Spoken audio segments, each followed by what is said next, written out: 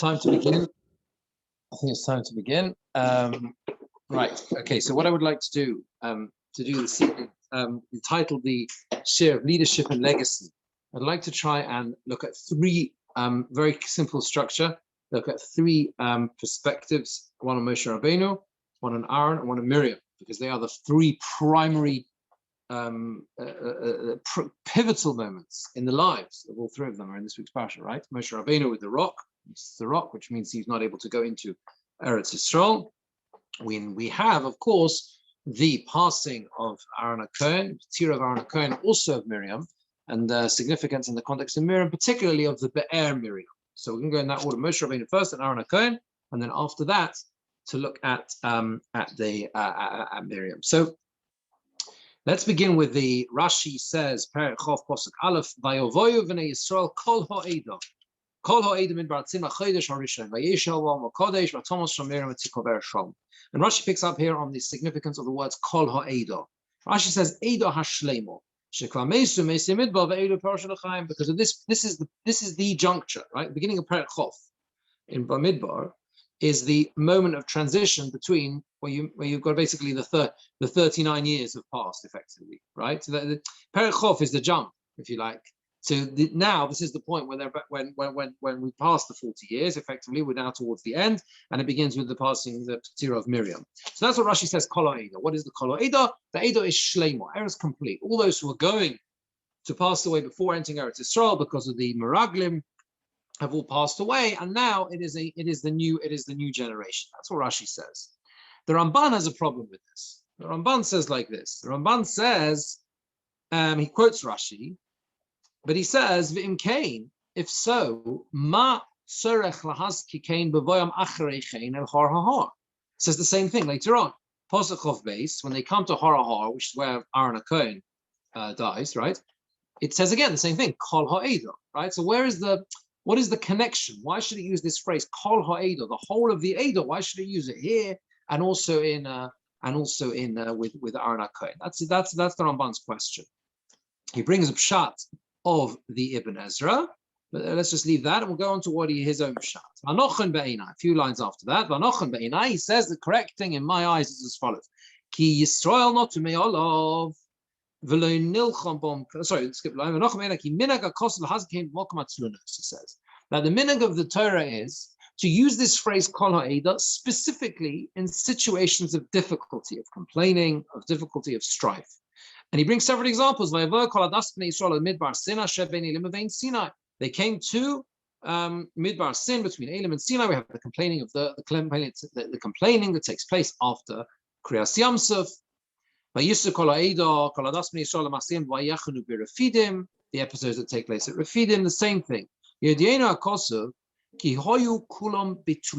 the point of the Torah here is to emphasize the fact they were all involved in these complaints. They were all involved. Earlier on with the Meraglim, right? The whole Eda raised their voice. Same thing, Kol ha'eda, same phrase, Kol ha'eda, right? Other examples. And okay, fine. That explains why the Torah uses it in those contexts. What about with Aaron HaKohen? When they come to Har Hahar, to explain that they were likewise in a different way, not in a complaining way, but they were all involved in the hesped of Aaron HaKohen. Come to that afterwards. That's the significance of all of them coming there. It mentions the same thing, Kol ha'eda, as it says by Yivku, as Aaron called Beis Yisrael. The whole of the Beis Yisrael wept for Aaron. Okay. Now, I think that what the Ramban, this is only a very short Ramban, but perhaps we can understand that the point the Ramban is making here is like this. This is the introductory posuk to, as I said, one of the most pivotal moments in the whole of the Torah, the lifetime certainly of Moshe Rabbeinu, the episode when he's supposed to speak to the rock and instead strikes the rock.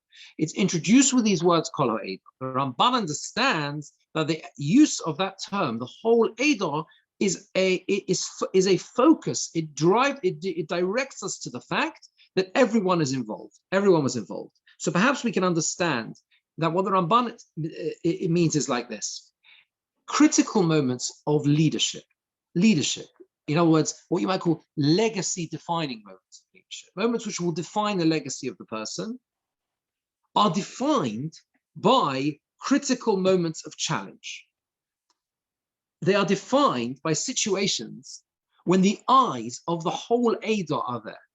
There's a focus when everyone is watching, right? A situation, there are these critical moments in any situations of leadership where the focus of everyone is on that person. What will they do at that moment? And it doesn't mean that other times are not important. They are, of course they are.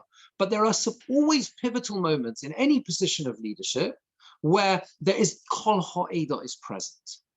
Perhaps that's what the Ramban is we can understand the Ramban on that level as well. And that's particularly the case when you have a situation, a potential for arguments, when there's a stirring up of a rebellion, these situations where these are these critical moments. And that's, I think, also what Rashi means to say. If you look at Rashi, Perek Chof, again, Pasuk Yud Beis, a few Pasukim later, Rashi says that, again, you have the words, it's not, where is it, Yud Beis? Yeah, Rashi, sorry, it's not the same words. Rashi says like this. V'haloi, in the middle of Rashi and first Rashi and Pasuk Yud Beis. Last week's Parsha, sorry, not last, yes, no, last week, a few Parshas ago, but when Moshe Rabbeinu turned around to Hashem, if you shecht all of the tzon and the boker for this people, it won't be enough for them. Surely that was much worse than what went on here, that he struck the rock instead of speaking to the rock. Why was this so bad? There it was in private, therefore, the Torah hid, concealed, if you like. The country of Mamad Kol Yisrael, here, it was B'mamad Kol Yisrael. Everyone's there, it's present, they're all there. Kol Yisrael, the same emphasis on the fact that all of Yisrael are there. Hashem did not have pity on him in that way, Mekuddush Hashem, because there's an overarching value, there's a necessity to make sure there's a Kiddush Hashem. And that took precedence over anything else. And that is why, in this situation, there had to be the consequence had to be as severe as it was.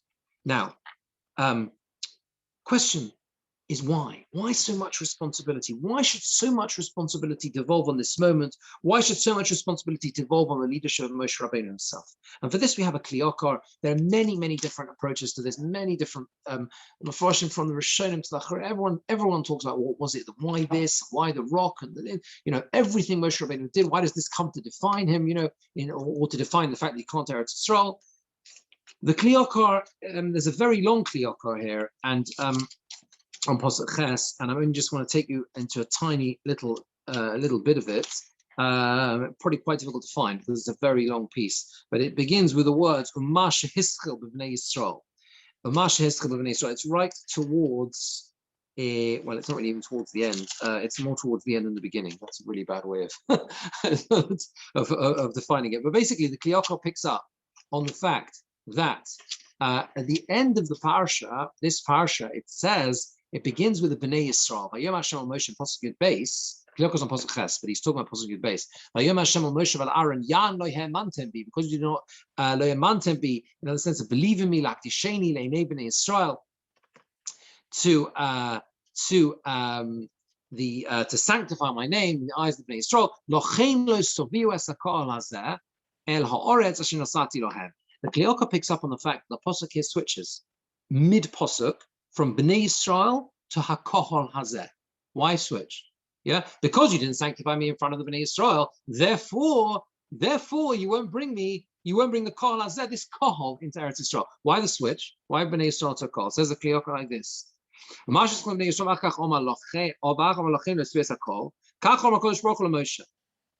He says like this. If those who entered Eretz Yisrael,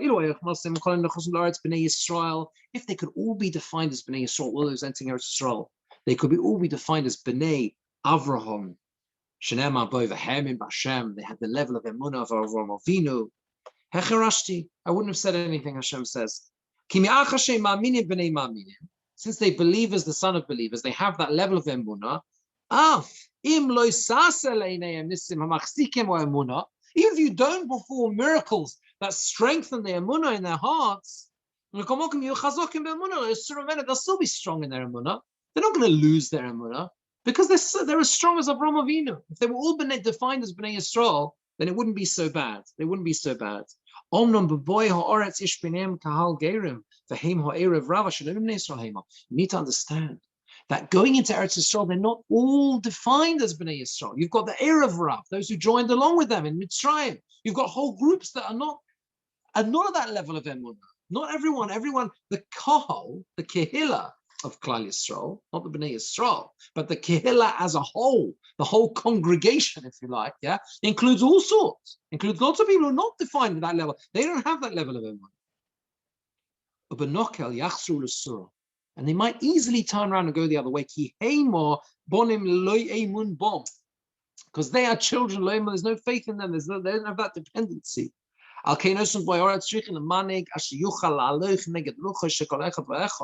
And therefore they require a leader who can relate to each one of them, to always perform constant miracles of the nature that I wanted you to do here, Hashem says, to keep their emunah strong in them. That's not something which you'll be able to do.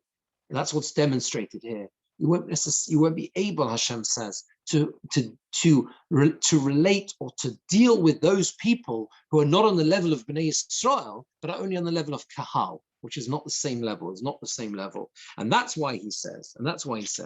So the point he's making the Kliyaka is like this, that there will always be those who waver in their emunah.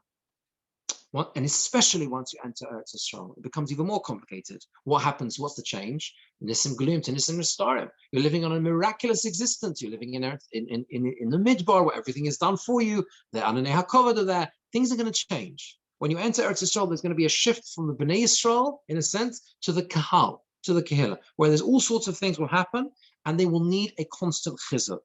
And in this respect, and the Kliyaka goes on to prove this, their selection of Yehoshua is critical because Yehoshua is the one who will be able to do that. Yehoshua is told right at the end of Devarim, Le'inei kol Yisrael. It says to Yehoshua, Le'inei kol Yisrael, chazak ve'ematz. You have to be strong and courageous. Ki ato tovi es ha'om hazeh el ha'aretz. So the Kliyaka says you have the same shift. Gam shom askel b'Yisrael, v'siyim b'ha'om. It's very clever. Same thing, when Yeshua is told to enter, that he's going to be the new leader. What does it say? It says, in front of all of Yisrael, because you're going to bring the people who are made up of all sorts. You're going to bring them in. Same thing. Hashem is saying, Targil atzmacha, says the Kliyah, accustom yourself. Leinei kol Yisrael yischazak ve'amatz b'devar Hashem, shelo yavoy alot chol yedei chasar emunah. You've got a responsibility to make sure they don't lose their emunah, to keep the chizuk with them the whole time, right? Isha sheruach boy, Parshas Pinchas, Yeshua is described as a person sheruach boy. Rashi says there, Isha sheruach boy means he's yochal halech neged ruchoy shel kol echad ve'echad. He's got the ability to relate to lots and lots of different people in their different and independent ways, and that's why there's a leadership. That's why, in that sense, there needs to be a leadership shift in that way. Rav Hirsch brings out a similar idea.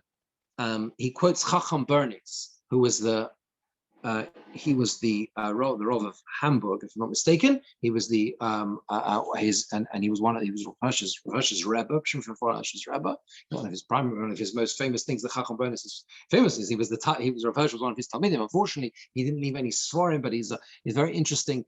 I remember reading that one of the reasons why he was known as Chacham Bernis, which is unusual because he was Ashkenaz. Sfardim use the word Chacham, but not the Sfardim. And one of the reasons was because he didn't want the title of rabbi, because in Germany, around that time, early 19th century, it was beginning to be, it was used it was being used or abused by the Reform movement, early Reform movement. So he wanted, I remember reading this a while, I think it was in the biography of Shimshon Volash, he wanted to use the term Chacham. That's why it's called Chacham Bernis. Anyway, he quotes this pshat. Rav Hirsch in his Pirush Shal HaTorah, he quotes Chacham Bernis, who says that very simple but beautifully profound idea. What was the idea of the speaking to the rock? What's wrong with hitting the rock? Why, so Kiddush, there's all different explanations. It's very simple. He says, the speaking to the rock was meant to be the sign of the transition, that they were transitioning from the rod, from the staff of Moshe, to the word of Moshe, to the Dvar Hashem. to the word, because you don't have the physical. Moshe Rabbeinu was going to pass away. Moshe Rabbeinu, or at this stage, you could ask he maybe wasn't going to pass away. Maybe he was going to lead them into Eretz Yisrael. But either way, there was going to need to be a transition to the word alone, that they could carry, the word alone could carry them.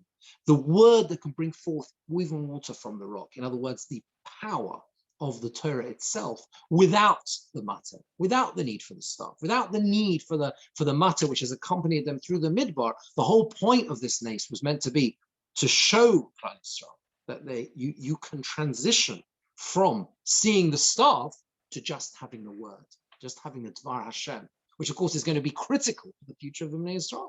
When all you have is the word, you don't have those who saw the actual with their eyes. Of course, we know according to Chazal, we were all present, but those who are part of what we know as the Dar Deya, that Dar of full and explicit knowledge of the presence of Hashem. What do they have to rely on? Just the Sefer, just the word of Hashem. That was meant to be, that was the reason why it was such a critical moment that it didn't happen, because it was meant to signify that entire transition, which was so central to the future. So that's some ideas in the context of epic of Moshe Rabbeinu. Let's move on to see something about Aaron HaKohen. There's a medrash. Let's find this. There's a medrash Hagadol, which says the following.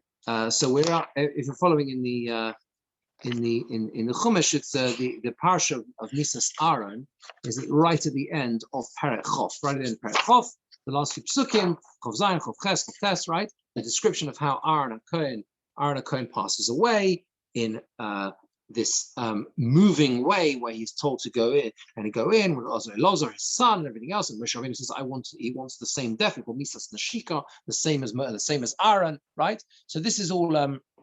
This is described. The Medrash says like this: Medrash Hagadol, Hakol boin la'olam b'shofi v'niftarin b'shofi.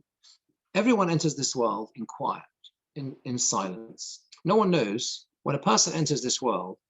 No one knows how they're going to turn out, right? Everyone comes the same into this world, right? As a baby, in that sense, it's quiet. There's no distinction in that sense between different children.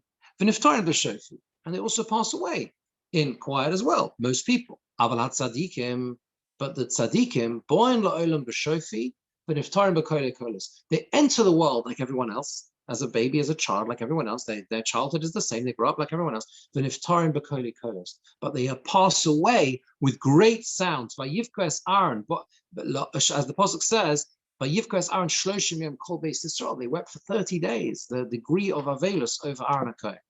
Medrash carries on. Bo Avraham la'olam b'shofi. Avraham Avinu entered the world in quiet, in shofi. V'kim sheniftar. By the time he passed away, here is just kol ha'olam kula. He stirred up the entire world, changed the whole world, the future of existence forever. So with Yitzchak and Yaakov, so with Aaron, Moshe, and Shmuel.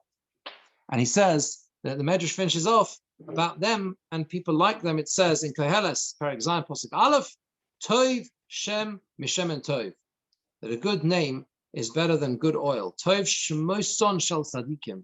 The name of the Tzadikim is better and greater than a person who is anointed with Shemen HaMishcha. What is the Medrash saying here?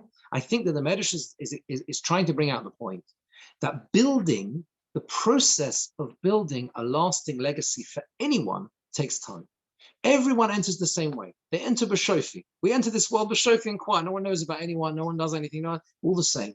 The tzaddikim, by the time they reach the end, only at the end of their lives, you see this so often. Sometimes very great people, and they pass away. Only afterwards, everyone asking, we didn't realize how great they were. So often you find that only afterwards you suddenly realize, when people are busy giving haspedim, it suddenly becomes to light just how great this individual was. How many times have we've seen that situation where, I'm not talking about the greatest Rabbonim and Tzaddik, anyone, you see sometimes a situation where, I never realized. I never knew I was sitting next to greatness. I never knew it existed. It takes time. The process takes time. But also, there is a very moving description here of the notion, particularly with the passing of Aaron HaKohen, with the notion and the importance of succession planning, building succession.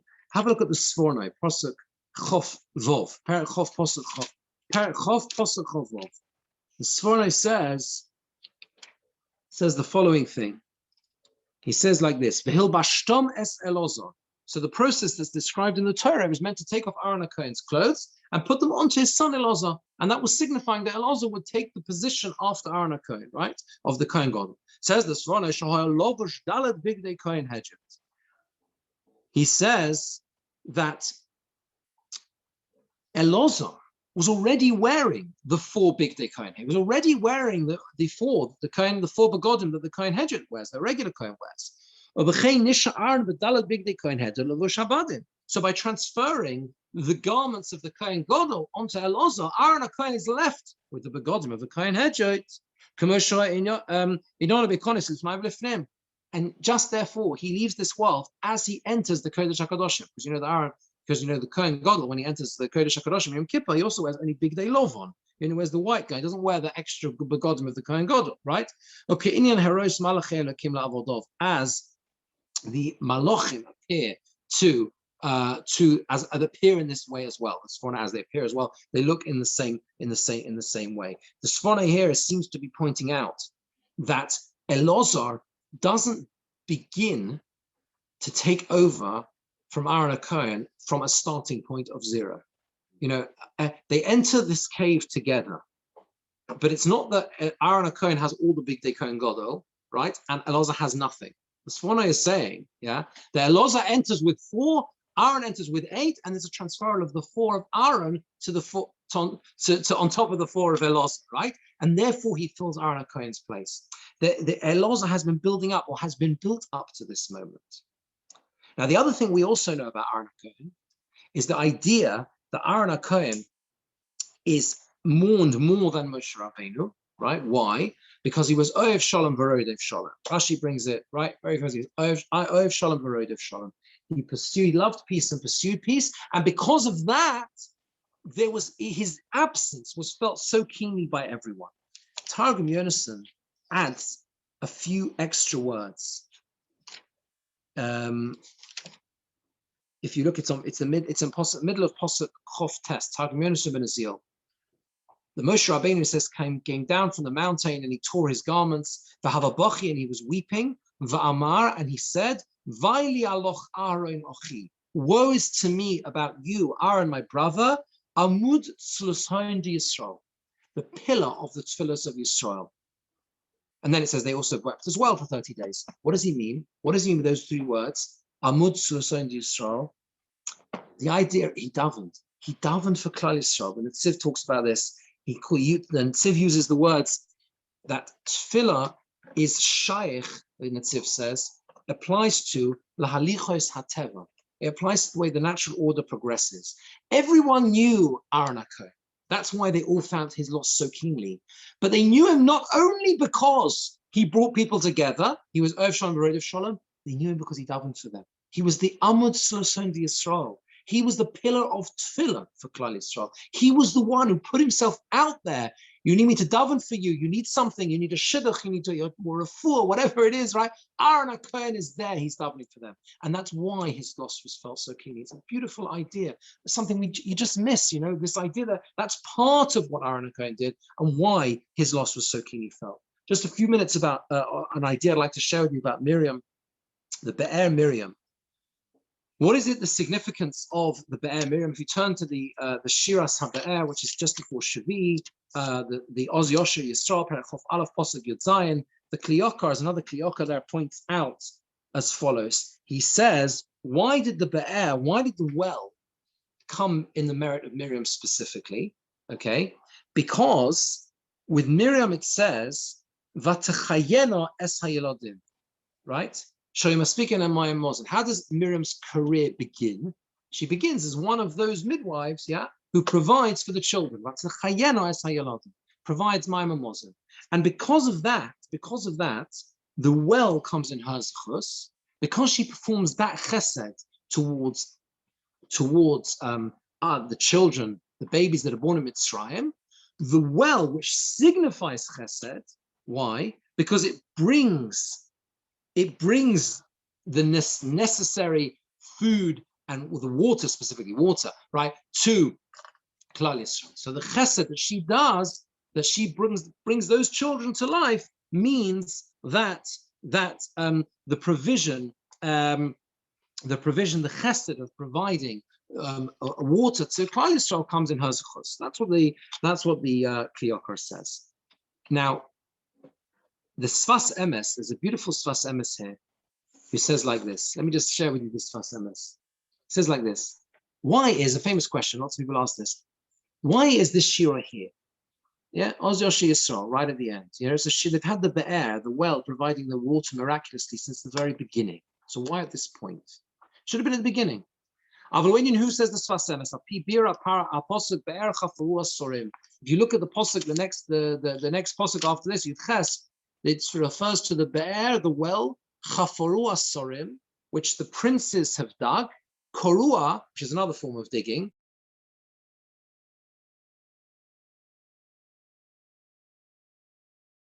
give their Nadivei Ha'om are the people who give the free, give in a free-willed way, if you like, the Nadivim, okay, of the people. So he says like this. That's the clue. That's the key. He says Anoshim Gedolah. He says the beginning of the process of the well begins with the great people. It begins with those who are sorry. They are leaders. They are princes, right? Chofaru Asorim, those who dig, they begin the process. Those who are ruler over the Yetzirah, Moshe B'Yitzram, Libon B'Rishusam, they begin the process of delivering, if you like, that the chesed that the well represents. But then Korua Nedivei Ha'om. Korua Nedivei Ha'om is, he says, those are the Anoshim Pshutim, those are the simple people. Sheyesh B'hem Rak HaNedivus V'Rotzen HaTshukal Avodas HaParis Baruch. They have just the will. That's what they have. The Nediv Lev is someone, you know, we have in Parsha Truma, right? What's a Nediv Lev? Someone who has their heart's in the right place. You know, they want to give, they're givers. Yeah, the Nediv Lev is someone whose heart motivates them to give. So these are people, he says, who have the desire to come close to Hashem. Because it begins with the leadership example set by the greatest people, Moshe, Aaron, Miriam, to bring together everything we've said, right? Because of that, everyone else is able to hang on to their coattails. He says the Korua Nedivei Ha'om.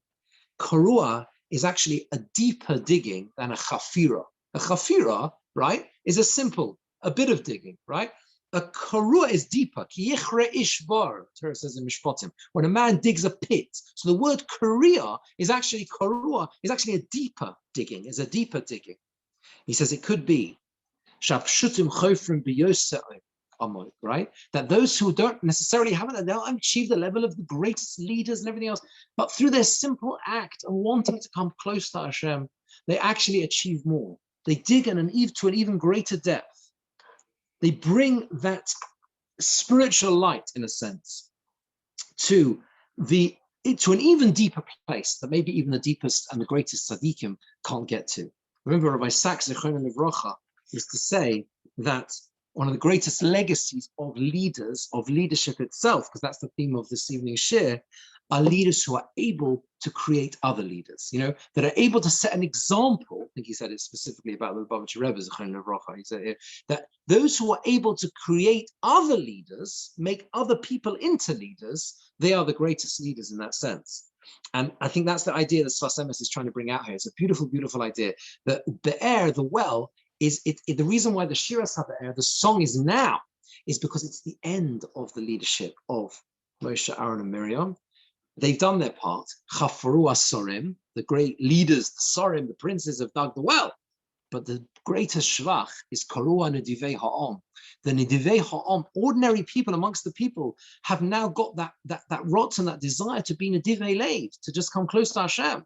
And in the end, what they can achieve is an even greater, goes even deeper. It's a Korua, which is even deeper than a Chafira, right? And that's the idea, and that's the greatest legacy ultimately of those great leaders of our people, to be able to pass that on and to set the example for others to follow in their stead.